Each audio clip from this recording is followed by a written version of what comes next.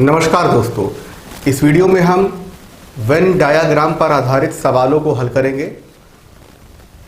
Venn diagram पर आधारित सवालों के 3 से 4 वीडियो बनेंगे। उनमें से पहला वीडियो ये है।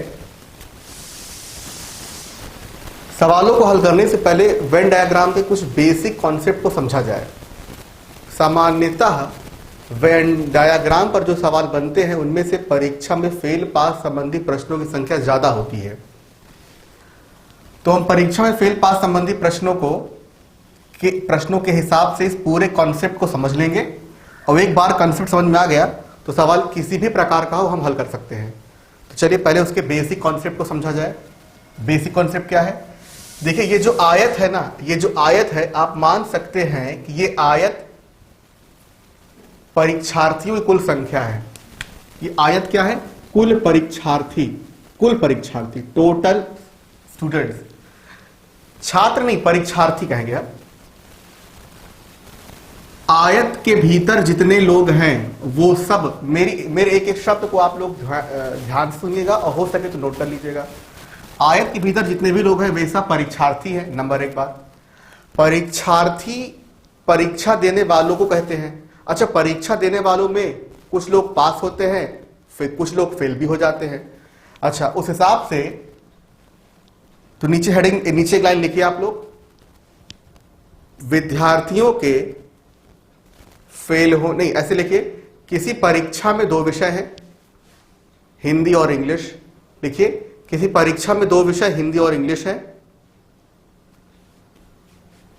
छात्रों के फेल होने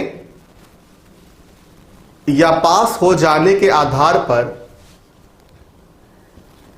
इनका वर्गीकरण 4 भागों में किया जा सकता है। अच्छा, 2 विषय कौन कौन से हैं? एक हिंदी और एक इंग्लिश। समझ रहे हैं? ये वाला जो वृत्त है ये हिंदी की परीक्षा को प्रदर्शित कर रहा है, ये वाला वृत्त इंग्लिश की परीक्षा को प्रदर्शित कर रहा है। ये दोनों वृत्त इस आयत के भीतर हैं। आयत के भीतर जितने भी लोग हैं वे सब परीक्षार्थी हैं। परीक्षार्थी पास भी हो सकते हैं, फेल भी हो सकते हैं। अच्छा, इस हिंदी के गोले के भीतर, इस हिंदी के वृत्त के भीतर जितने लोग हैं वे सब हिंदी में पास होंगे। इस इंग्लिश के वृत्त के भीतर जितने लोग होंगे, ये वाला वृत्त इंग्लिश की परीक्षा को प्रदर्शित करेगा, ये वाला वृत्त हिंदी की परीक्षा को प्रदर्शित करेगा। हिंदी के वृत्त के भीतर जितने लोग हैं वे सब हिंदी में पास है। इंग्लिश के भीतर, इंग्लिश वाले वृत्त के भीतर जो लोग होंगे वो इंग्लिश में पास होंगे। यहां वाले जो लोग हैं, यहां ऐसे लोग जो ना हिंदी के भीतर है ना इंग्लिश के भीतर है, जो दोनों बाहर हैं, वे परीक्षार्थी तो हैं लेकिन ना तो हिंदी में पास है ना तो इंग्लिश में पास है, वे हिंदी इंग्लिश दोनों में फेल हैं। तो HEF का मतलब हिंदी इंग्लिश दोनों में फेल। अच्छा, ये बताइए, हिंदी में फेल होना या हिंदी में पास होना या केवल हिंदी में पास होना, दोनों अलग बातें हैं ना। कैसे? जैसे मान लो कोई छात्र यहां है, तो हिंदी इंग्लिश दोनों के वृत्तों के बाहर, यहां हो, तो हम कहेंगे हिंदी इंग्लिश दोनों में फेल है। हिंदी के भीतर हो तो हिंदी में पास हो गए। अच्छा, हिंदी के भीतर 2 क्षेत्र, एक यहां का क्षेत्र, एक यहां का क्षेत्र। यहां वाला जो स्टूडेंट है वो हिंदी में पास है लेकिन इंग्लिश में पास नहीं, क्योंकि यहां जो लोग हैं वो इंग्लिश के दायरे के बाहर है। इसका मतलब जो लोग यहां है ना, यहां, वो केवल हिंदी में पास है। इसमें केवल हिंदी में पास। यहां जो लोग हैं वे हिंदी के गोले के दायरे के बाहर है। इसका मतलब यहां वाले लोग केवल ही इंग्लिश में पास हैं। यहां वाले लोग इंग्लिश, हिंदी और इंग्लिश दोनों में पास हैं। समझ रहे हैं?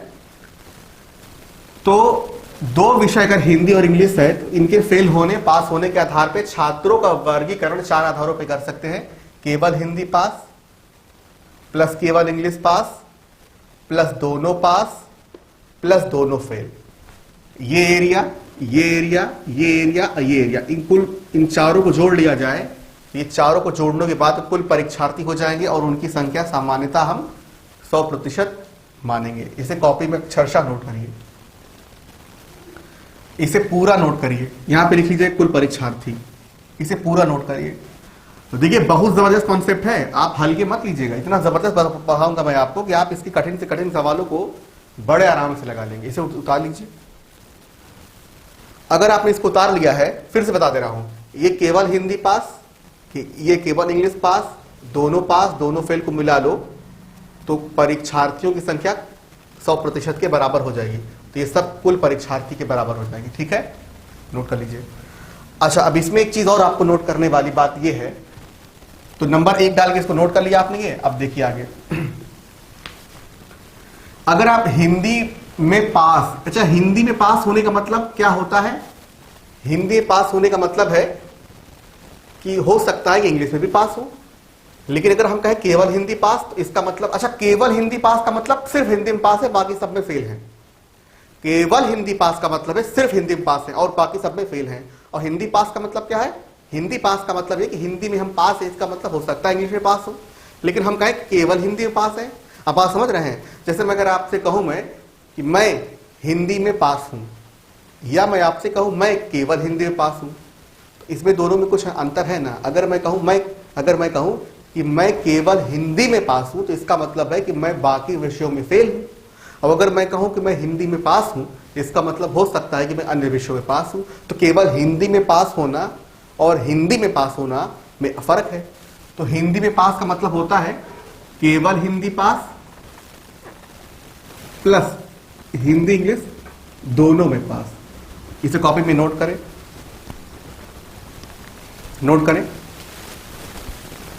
और इंग्लिश में पास होने का मतलब होता है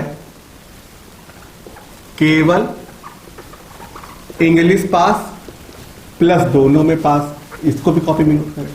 देखो ना, ये वाला वृत्त क्या बताता है? हिंदी में पास, ऐसे यहां पी लिख लीजिएगा, हिंदी में पास पी, हिंदी पास HP, हिंदी में पास EP, इंग्लिश में पास।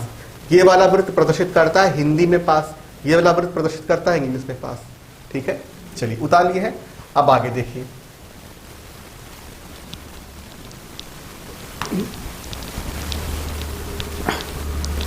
अब एक बात मुझको आप ये बताइए कि अगर हम आपसे कहें कि किसी परीक्षा में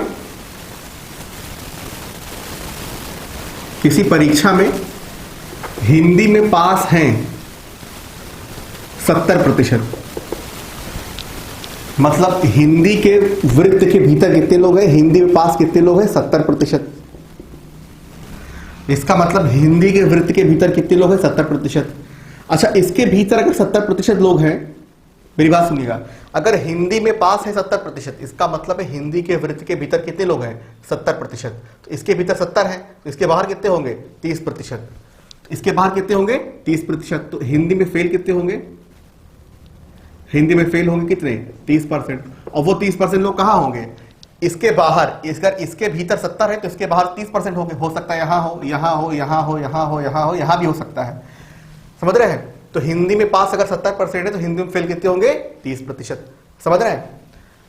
अच्छा, उस हिसाब से अगर मैं कहूं कि बताओ भाई इंग्लिश में फेल है 40%, या अच्छा इंग्लिश में पास है 40%, तो इंग्लिश में फेल कितने होंगे?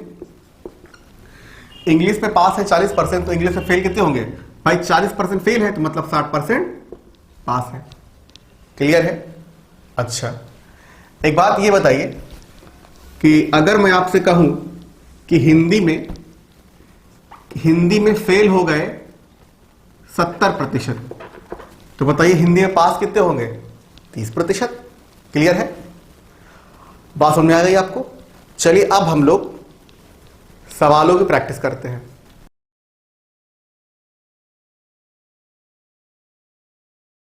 स्क्रीन पे जो सवाल आपको दिख रहा है उसको कॉपी में नोट करें।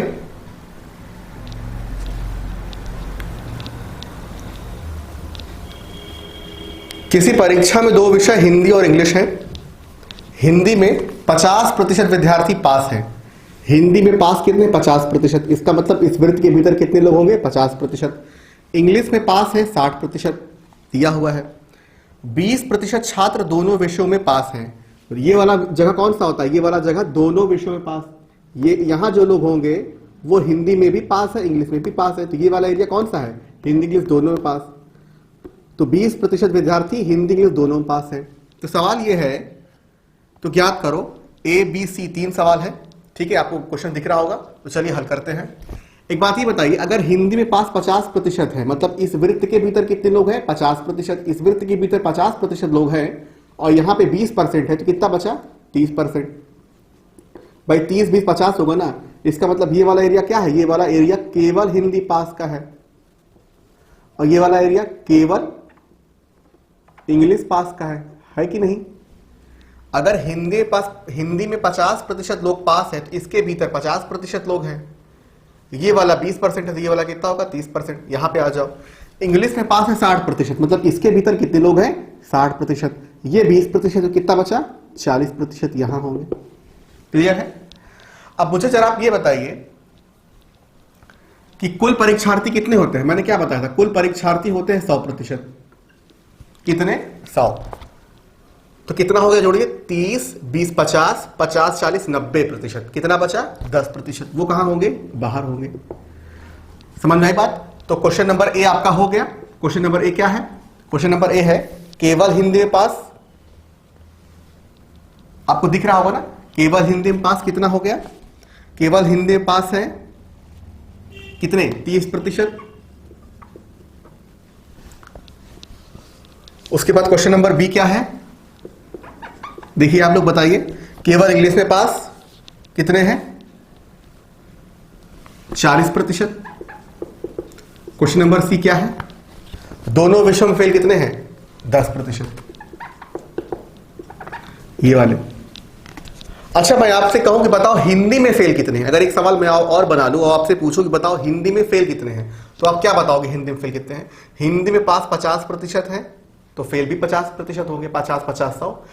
इंग्लिश में पास 60% है तो इंग्लिश में फेल भी 60% होंगे। क्लियर है? चलिए, एक सवाल हो गया। चलिए अब अगले सवाल पे। स्क्रीन पे दिख रहे सवाल को कॉपी में नोट करें।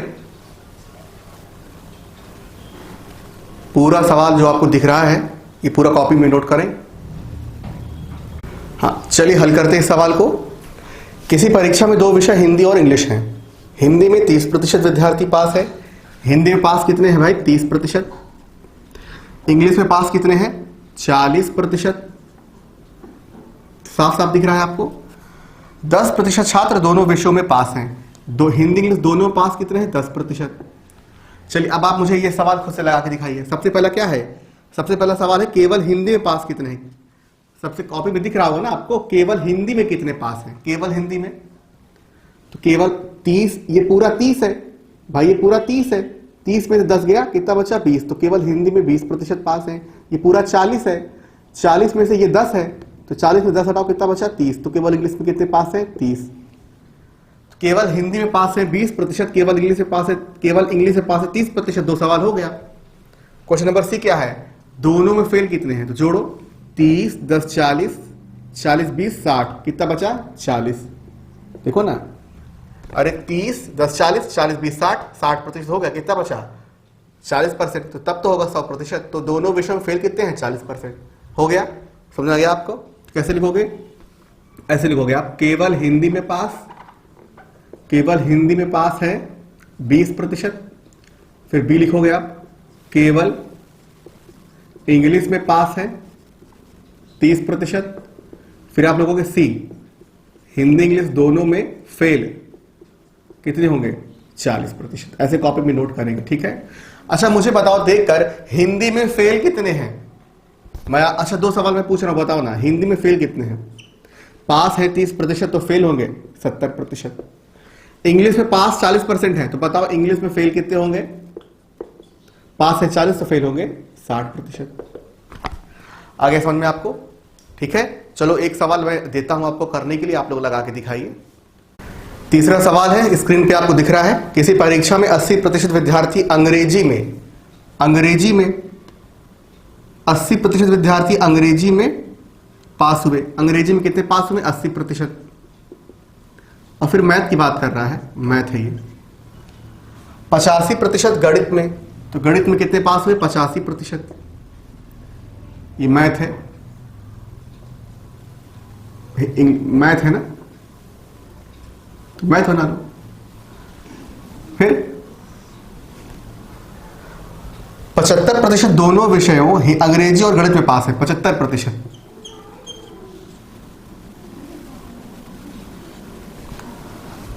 यदि 40 विद्यार्थी इन दोनों विषयों में अनुत्तीर्ण हुए हो, 40 विद्यार्थी इन दोनों विषयों में अनुत्तीर्ण हुए हो, तो परीक्षार्थियों की कुल संख्या कितनी है?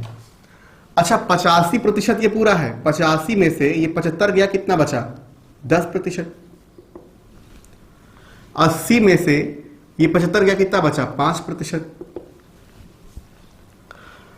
75 5 80 10 90 90% हो गया। ये कुल कितना है? 100%। तो 100 में से 90 गया, कितना बचा? 10%। वो कहां आएगा? यहां पे। मतलब 10% विद्यार्थी दोनों विषयों में फेल हैं।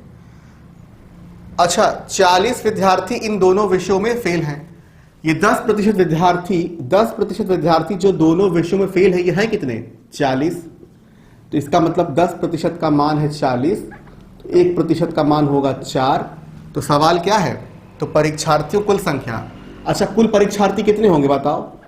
कुल परीक्षार्थी कितने होंगे बताओगे? बताओ कसके। कुल परीक्षार्थी होंगे 100%।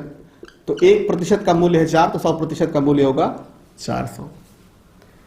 अच्छा मैं आपसे पूछूं, बताओ कि केवल, अच्छा मान लो सवाल ये आ जाए कि केवल मैथ में कितने लोग पास हैं? केवल मैथ में कितने लोग पास हैं? तो केवल मैथ में कितने प्रतिशत लोग हैं? 10%। तो मैथ में कितने लोग पास होंगे? 10% का मान क्या है? 40। तो केवल मैथ में 40 लोग पास हैं। अच्छा मैं आपसे कहूं कि बताओ केवल इंग्लिश में कितने लोग पास हैं? केवल इंग्लिश में तो 10% बराबर 40, तो केवल इंग्लिश में पास है 5% बराबर 20, तो केवल इंग्लिश में 20 लोग पास हैं। ठीक है, समझ में आया? एक और सवाल बताता हूं मैं आपको। ठीक, चौथा सवाल स्क्रीन पे आपको दिख रहा है। मैं चाहता हूं इस सवाल को सबसे पहले आप खुद से ट्राई करें, उसके बाद मेरा सॉल्यूशन देखें। तो सवाल आप लोगों ने ट्राई कर लिया होगा। अब मैं इस सवाल को आपको बताता हूं। देखो, एक सर्वेक्षण में सर्वेक्षित लोगों में से 70% के पास कार थी। हमने मान लिया ये वाला वृत्त कार रखने वालों को प्रदर्शित करता है, ये वाला वृत्त टीवी रखने वालों को प्रदर्शित करता है। इसके भीतर जो लोग होंगे वो कार रखने वाले हैं, इसके भीतर जो लोग होंगे वो टीवी रखने वाले हैं। यहां पे जो लोग होंगे वो कार और टीवी दोनों रखते हैं। 70% के पास कार है, 75% लोगों के पास टीवी है, और 55% ऐसे लोग हैं, उस आबादी में 75% लोग ऐसे भी हैं जो कार और टीवी दोनों रखते हैं। 55% लोग ऐसे हैं जो कार और टीवी दोनों रखते हैं। अब ये बताओ 70 में से 55 गया, कितना बचा? 15। इसका मतलब केवल टीवी रखने वाले 15% लोग हैं। अब बताओ 75 में से 55 गया, कितना बचा? 20। इसका मतलब ये केवल कार है। केवल कार रखने वाले 15% लोग हैं, और केवल टीवी रखने वाले, सिर्फ टीवी रखने वाले 20% लोग हैं। अच्छा ये बताइए कुल कितने लोग होंगे? 100% ना। तो 55 15 70 70 20 90, कितना बचा? 10%। 10%। तो इसका मतलब 10% ऐसे लोग होंगे जो ना कार रखेंगे ना टीवी रखेंगे। तो क्या लिखेंगे आप? 10% लोगों के पास ना कार है ना टीवी है। क्लियर है? बात समझ में आई आपको?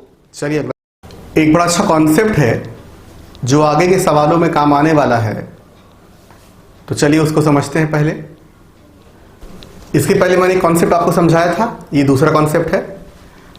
कम से कम एक विषय में पास छात्रों की संख्या कैसे निकाली जाए? अच्छा कम से कम एक विषय में पास होने का मतलब क्या है? कम से कम एक विषय में पास होने का मतलब यह है कि अच्छा ये बताइए, अगर मैं आपसे कहूं कि किसी भर्ती में उन्हीं लोगों को लिया जाएगा जो कम से कम एक विषय में पास हो।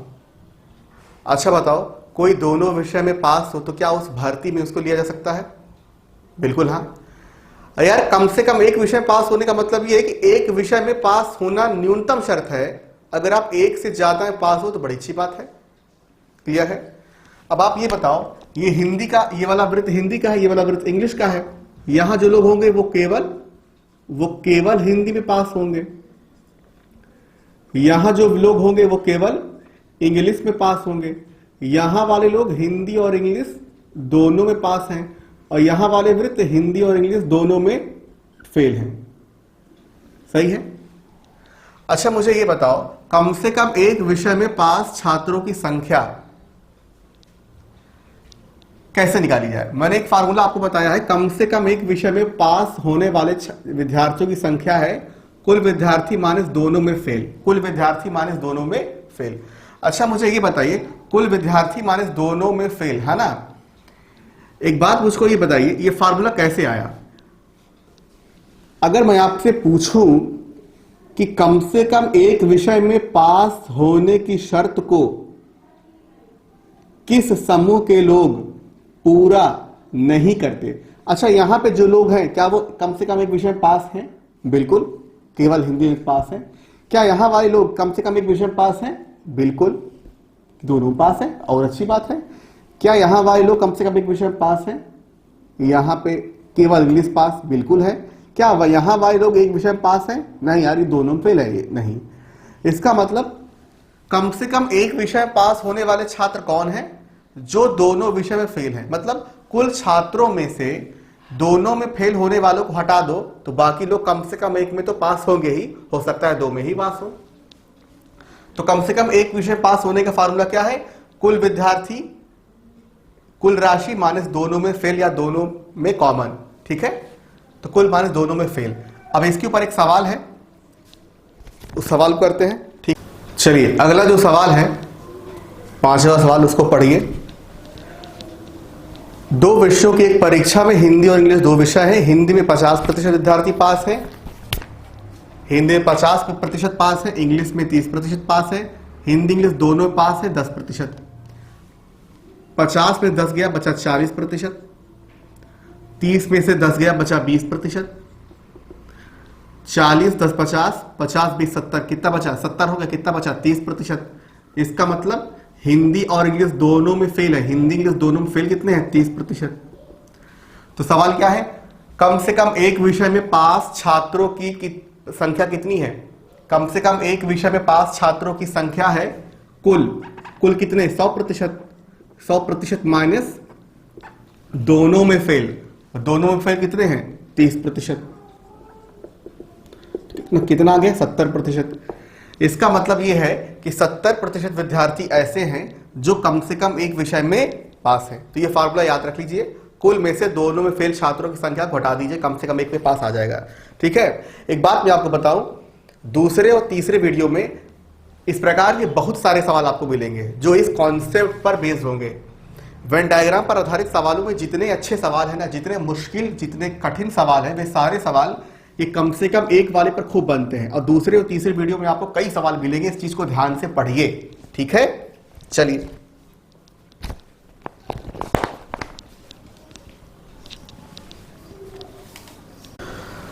अगला सवाल आपको स्क्रीन पे दिख रहा है।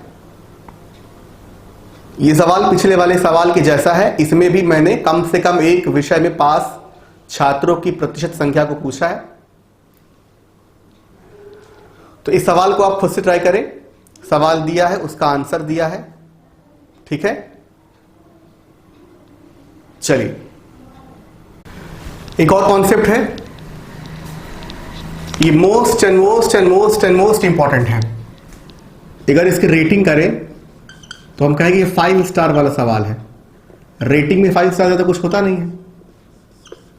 अगर हम इसको रेटिंग करें तो ये 5 स्टार सवाल है। मतलब इस सवाल के, इस कॉन्सेप्ट पर बेस्ड सवाल आने की संभावना सबसे ज्यादा रहती है। ठीक है, क्या है?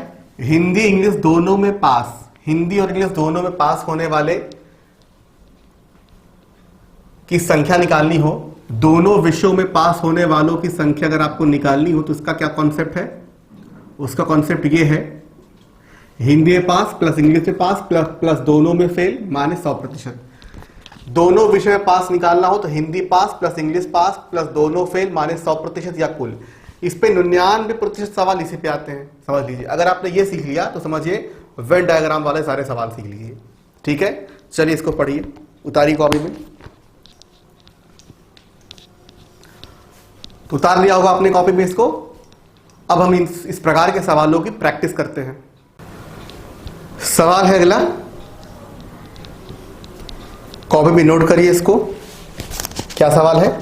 किसी परीक्षा में 52% विद्यार्थी हिंदी में पास हैं, अच्छा हिंदी में फेल हुए, 52% विद्यार्थी हिंदी में फेल। सोचो कितना अच्छा सवाल बना के दिया है, हिंदी में फेल हैं 52% और 52% हिंदी तथा 42% इंग्लिश में फेल हैं, और इंग्लिश में फेल कितने हैं 42%। कितना बढ़िया सवाल है। और हिंदी इंग्लिश दोनों में फेल हैं, हिंदी इंग्लिश दोनों में फेल कितने हैं 17%। तो कितने प्रतिशत विद्यार्थी दोनों विषय में पास हुए। अच्छा ये बताओ हिंदी में फेल है 52%, तो बताओ हिंदी में पास कितने होंगे 100 में से 100% में से 52% हटा दो, कितने बचेंगे 48%। तो इसका मतलब हिंदी में पास कितने हैं 48%।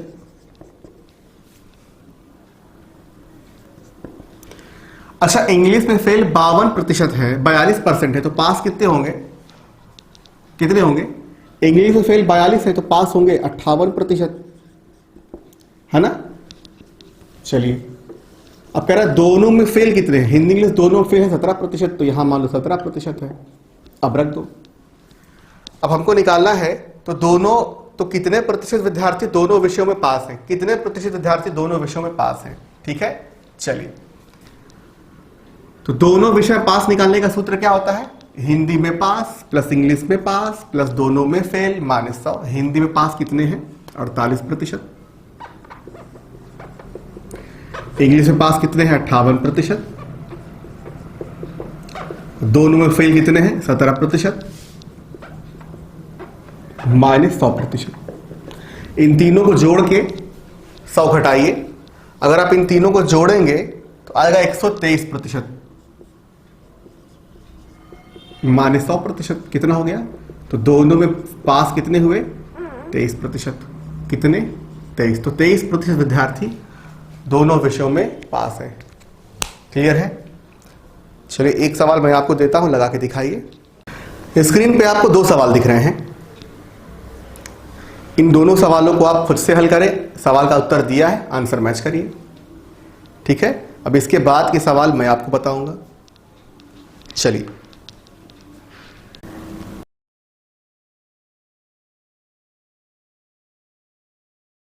ठीक है, चलिए तो पहला सवाल है, किसी परीक्षा में 2 विषय हैं, हिंदी और इंग्लिश है, हिंदी में 65% पास है, हिंदी में पास है भाई 65%, इंग्लिश में 45% पास है, इंग्लिश में पास है 45%, दोनों विषयों में 30% छात्र फेल हैं, हिंदी इंग्लिश दोनों में फेल कितने हैं 30%, यहां बना लो। दोनों विषयों में 30% छात्र फेल है, यदि दोनों विषयों में 120 छात्र पास हों, दोनों विषयों में हिंदी इंग्लिश दोनों में पास कितने हो 120, कितने 120, दोनों विषयों में 120 छात्र पास हो। 120 संख्या है, प्रतिशत नहीं, प्रतिशत मान नहीं, 120 संख्या है, 120 लोग पास हो तो ज्ञात करो। चलिए सब तो ज्ञात करो, पहला क्या ज्ञात करना है, दोनों विषयों में पास छात्रों की प्रतिशत संख्या। तो दोनों विषयों में पास, हिंदी इंग्लिश दोनों पास, अगर आपको दोनों में पास निकालना है तो क्या करेंगे, हिंदी में पास 65, इंग्लिश में पास 45, दोनों में फेल 30 माइनस 100, 6 4 10, 110, 100 तो 110 और 30 140, कितना आएगा 40%। तो भाई 40% छात्र दोनों में पास हैं, कितने हैं ये है 40%।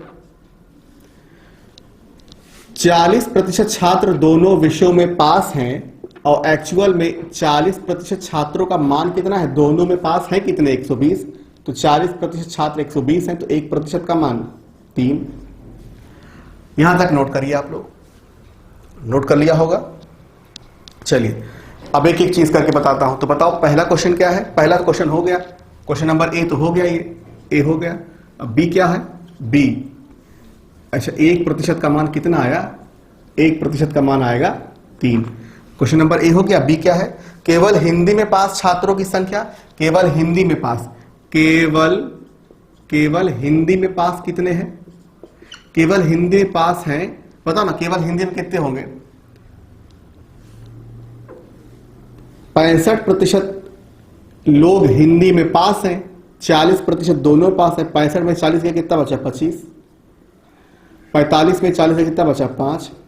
तो केवल हिंदी में 25% लोग पास हैं। कितने? 25%। 1% बराबर 3, तो 25% बराबर 75 हो गया। चलिए इस उतार लीजिए। उसके बाद क्या है?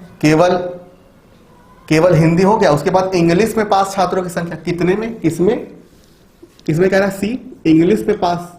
कॉपी में नोट करते जाइए। इंग्लिश में पास कितने हैं? 45%। केवल इंग्लिश नहीं कह रहा है, इंग्लिश में पास। तो 1% का मान 3 है, तो 45% का मान क्या होगा? 135। 1% 3, तो 45% 135। क्वेश्चन नंबर डी, छात्रों कुल संख्या। तो कुल कितने होंगे भाई? कुल छात्र होते हैं 100%, तो 100% मतलब कितने? 300। ठीक है, हो गया, समझ में आ गया आपको? चलिए अब जो सवाल आपको स्क्रीन पे दिख रहा है, इस सवाल को खुद से ट्राई करें।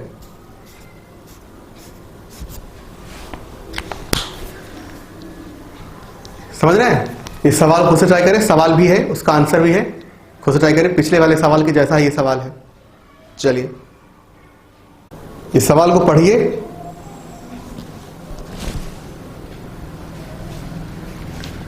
सवाल है, दो विषयों की परीक्षा में हिंदी और गणित 2 विषय हैं।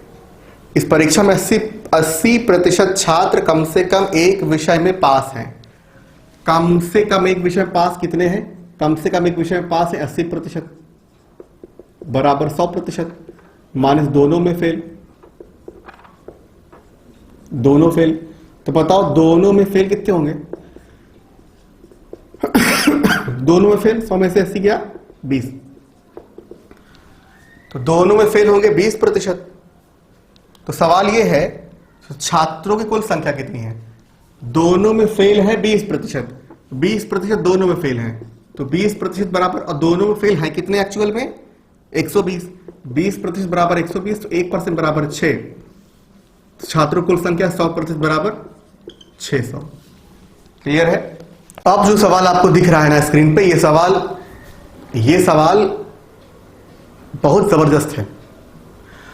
आगे के सवालों की भूमिका भी तैयार करेगा ये सवाल। पढ़िए क्या लिखा हुआ है। 2 विषयों की परीक्षा में हिंदी में 50% लोग पास हैं। हिंदी में 50% लोग पास हैं, और इंग्लिश में, गणित में, मैथ है भाई, मैथ में 70% लोग पास हैं। प्रत्येक छात्र, हिंदी और मैथ है, ठीक है, हिंदी और मैथ है, प्रत्येक छात्र कम से कम एक विषय में अवश्य पास है। इस लाइन का क्या मतलब है? नोट करें, कॉपी में लिखिए, नोट करिए और कॉपी में लिखिए। प्रत्येक छात्र कम से कम एक विषय में अवश्य पास है का मतलब है, प्रत्येक छात्र कम से कम एक विषय में अवश्य पास है का मतलब है कि दोनों विषयों में फेल होने वालों की संख्या 0 है। जाहिर सी बात है, अगर हर लड़का, अगर मान लो विषय 2 हैं और मैं कहूं हर लड़का कम से कम एक विषय में तो अवश्य पास है, इसका मतलब दोनों विषय में फेल होने वालों की संख्या 0 है। तो क्या लिखेंगे? दोनों विषय में फेल होने वालों की संख्या 0 है। तो दोनों विषय में फेल होने वाले 0 हैं। तो हिंदी मैथ दोनों में फेल होने वाले कितने हैं? 0। तो हिंदी में पास कितने हैं? 50। मैथ में पास कितने हैं? 70। तो बताओ दोनों में, हिंदी मैथ दोनों में कितने पास होंगे? 70, 50, 120, 120 100 हो गया 20%। तो हिंदी और मैथ दोनों में पास होने वाले हैं 20%। ठीक है, समझ आई बात आपको? चलिए अगला सवाल देखिए। अब जो सवाल आपको स्क्रीन पे दिख रहा है, इस सवाल को आप खुद से ट्राई करें, क्योंकि इस तरीके के सवाल आपको आगे खूब मिलेंगे, और कम से कम एक सवाल तो आप अपने से बनाए रहेंगे, तो आगे के सवालों को समझने में आपको काफी सुविधा होगी। ठीक है, चलिए हल करिए। इस वीडियो का ये अंतिम सवाल है। इस बार का जो सवाल है वो परीक्षा में फेल पास संबंधी सवालों पर नहीं है, बल्कि चाय पसंद करना और कॉफी पसंद करने पर आधारित सवाल है। लेकिन इस सवाल में भी कॉन्सेप्ट वही है जो पिछले सवाल में लगा था। ध्यान दीजिएगा, सवाल आपको बड़े अच्छे समझ में आ जाएगा।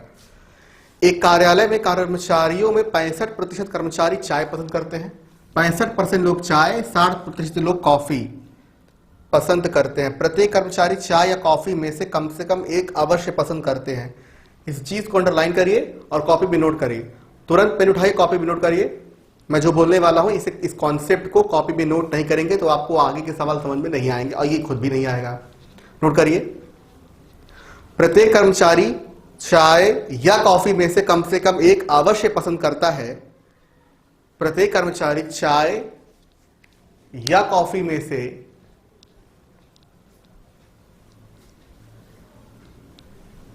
कम एक अवश्य पसंद करता है।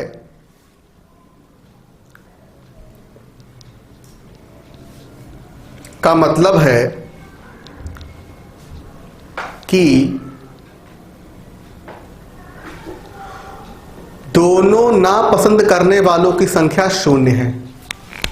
चाय और कॉफी दोनों ना पीने वाले कितने हैं? 0। चलो कितने हैं? 0। अब बताओ, जैसे हिंदी और इंग्लिश दोनों में पास का फार्मूला क्या था? हिंदी इंग्लिश दोनों में पास, तो हिंदी इंग्लिश दोनों में पास का फार्मूला क्या था हमारे पास? हिंदी में पास, इंग्लिश में पास, दोनों में फेल माने 100%। उसी प्रकार पास होना मतलब पसंद करना, फेल होना मतलब पसंद ना करना। तो चाय और कॉफी दोनों पसंद करने वाले, चाय और कॉफी दोनों पीने वाले, चाय और कॉफी दोनों में पास होने वाले। पास होना मतलब पसंद करना, पास होना मतलब पसंद करना। दोनों पसंद करने वाले लोग कितने होंगे? तो चाय पसंद करने वाले 65, कॉफी पसंद करने वाले 60, और उसके बाद दोनों फेल मतलब दोनों ना पसंद करने वाले 0 माने 100। दिख रहा है आपको? दिखना चाहिए। 100 कितना हो गया? 6 6 12 125 में से 10 हो गया 25%। तो चाय और कॉफी दोनों पसंद करने वाले कितने हो गए? 25%। तो क्वेश्चन नंबर ए हो गया। क्वेश्चन नंबर ए हो गया कितना? 25%। तो दोनों पसंद करने वाले कितने हो गए? 25%। तो केवल चाय 65 में से 25 हटाओ, कितना आ गया? 40। ये क्या है? केवल, ये क्या है? केवल कॉफी। 60 में से 25 गया 35, केवल कॉफी पीने वाले 35%। आगे क्या कह रहा है? सिर्फ चाय पसंद करने वालों की, आगे सवाल पढ़ो ना क्या लिखा हुआ है। सवाल के आखिरी में लिखा हुआ है सिर्फ चाय पसंद करने वाले कर्मचारियों की संख्या 160 है। सिर्फ चाय पसंद करने वाले, सिर्फ चाय पसंद करने वाले लोग कितने हैं? 40%। सिर्फ चाय पसंद करने वाले लोग कितने हैं? 40%। जो वास्तव में कितने हैं? 120, 160। देखो ना, 160 लोग ऐसे हैं। ये 40% कौन है? 40% लोग 160 है। 160 लोग ऐसे हैं जो सिर्फ चाय पीते हैं। सिर्फ चाय मतलब केवल चाय पीने वाले 40% लोग हैं, जो वास्तव में 160 है। तो 40% 160, तो 1% बराबर 4। ठीक है, तो सिर्फ चाय पसंद करने वालों की संख्या कितनी है? Question number B. Question number B क्या है? सिर्फ चाय पसंद करने वाले 40% लोग हैं। हो गया। सी, कॉफी पसंद करने वालों कर्मचारियों की संख्या। सी कह रहा कॉफी पीने वाले कितने हैं भाई? कॉफी पीने वाले, तो कॉफी पीने वाले कितने हैं? 60%। तो 1% बराबर 4, तो 60% बराबर 6 चौके 40, 240। डी कह रहा कुल कर्मचारी कितने हैं? तो कुल कर्मचारी, तो यार कुल कर्मचारी कितने होंगे? कुल कर्मचारी होंगे 100%। 1% का मान 4 है, तो 100% का मान 400। तो बस आज की वीडियो में इतना ही। ये पूरा वीडियो के नीचे डिस्क्रिप्शन बॉक्स में एक पीडीएफ लिंक है, उसमें कुछ सवाल दिए हैं। उन सवालों को आप खुद से ट्राई करिए।